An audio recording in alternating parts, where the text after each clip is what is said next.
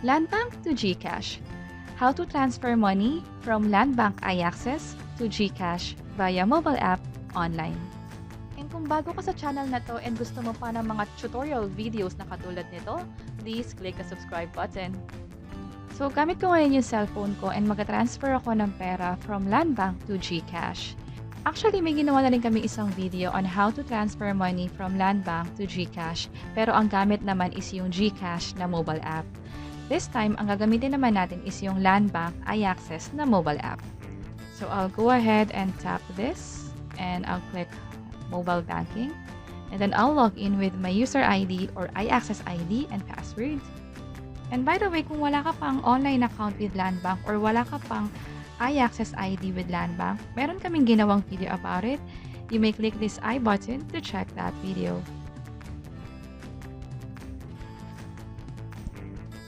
And nandito na ako sa online account ko with Landbank. So I'll tap this 3 dots sa taas and tap transfers and tap transfer to other bank.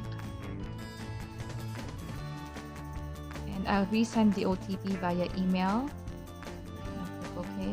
Sa case ko, hindi ako nakaka-receive ng SMS or ng OTP sa cellphone ko. So ang ginawa ko is nag-resend na lang ako ng OTP sa email.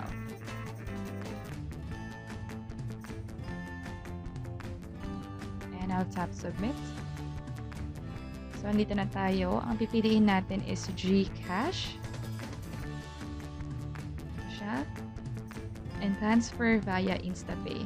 And for to account, ang ilalagay ko dito is yung mobile number ko sa GCash.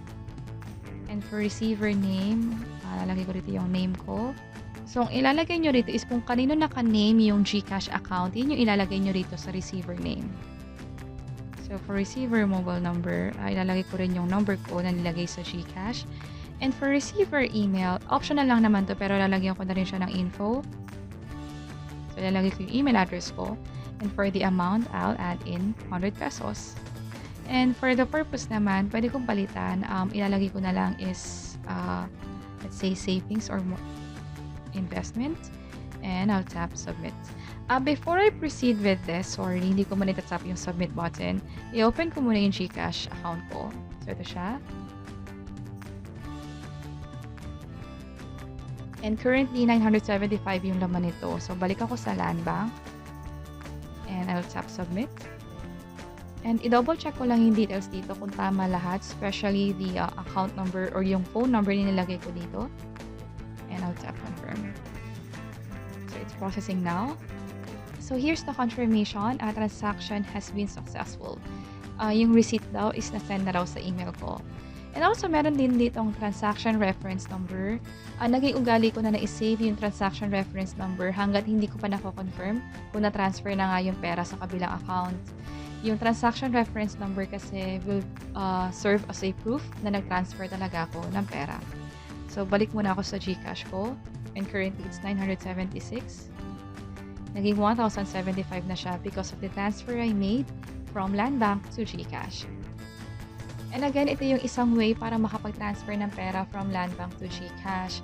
Yung isa pang way is pwede ka mag-transfer din gamit naman yung GCash na mobile app. And to check that video, you may click this I button. And that's it. Sana nakatulong tong video na to. Please let us know by clicking the like button. And kung may iba pa kayo naisip na videos na pwede namin ituro online, please let us know by providing a comment below. And here are other videos na tingin namin pwedeng makatulong sa inyo. And also, please subscribe to this channel for more helpful videos. And this is Lou from Invest Library. Until next time, bye-bye!